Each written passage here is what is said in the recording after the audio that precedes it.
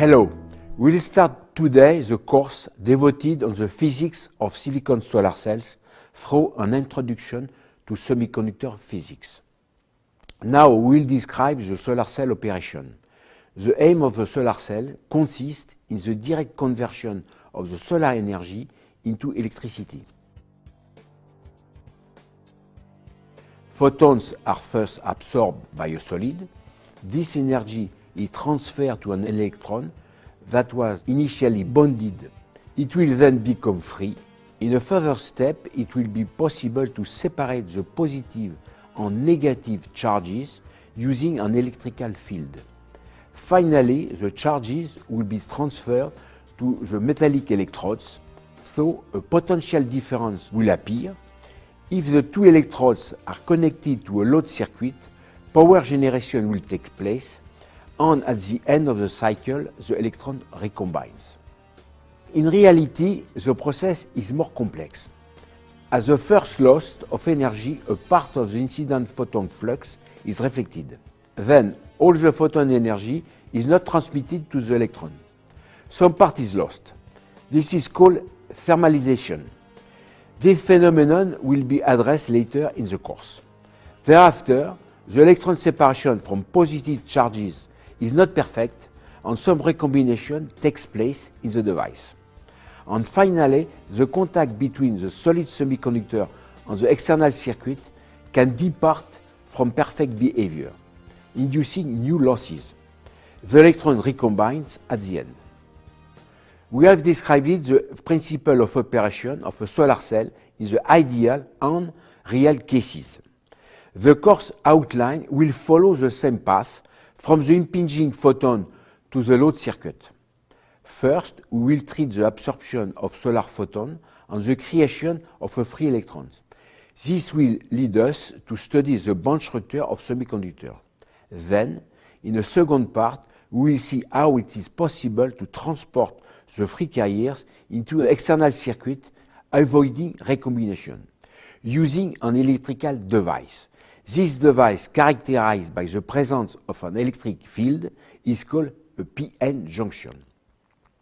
Finally, we will address the main causes of energy loss, starting from the optical loss, reflection of the incident photons, then thermalization losses, which means that all the energy of the photon is not transmitted to the electron, which has been excited, and then the electrical losses due to carrier recombinations and the contact between the semiconductor and the metal.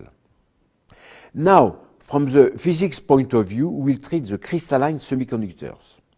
Firstly, the bond structure of pure semiconductors. Then, we'll deal with impurities in semiconductors, in particular, the kind of impurities leading to the so-called doping effect. We will then describe the p-n junction, which is therefore the basic principle of the solar cell. We will then focus on the full operation of solar cell with a particular emphasis on the dominant crystalline silicon technology. Then we will present another type of semiconductor.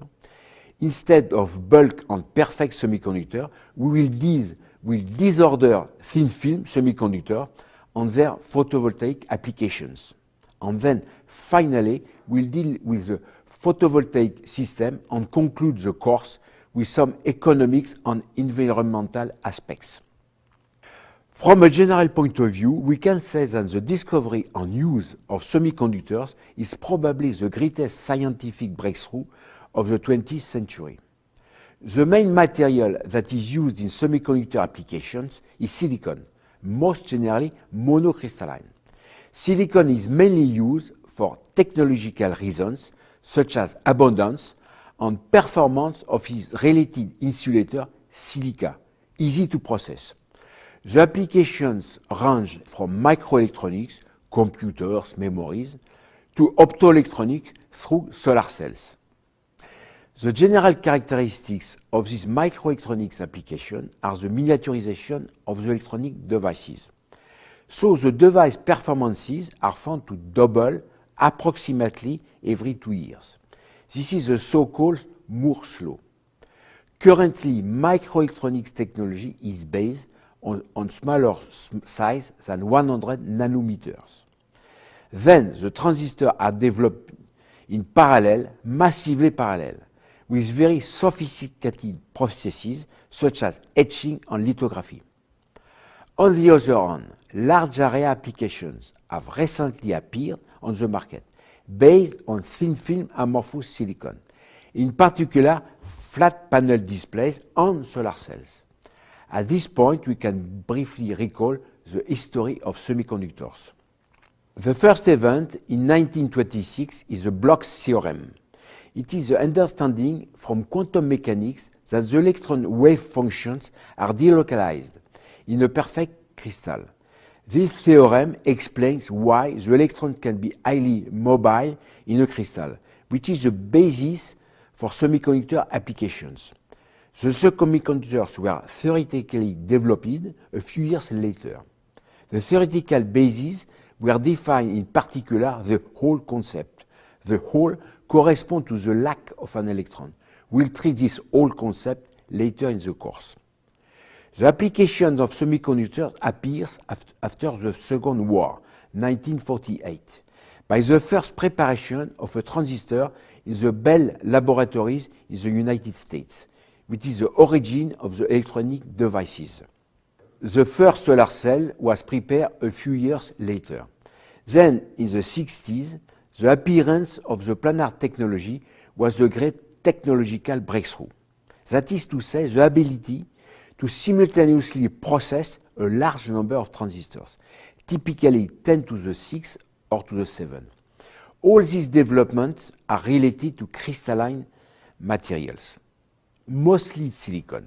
But in the late 70s, early 80s, came the discovery of the doping capability of amorphous semiconductors, leading to large area applications.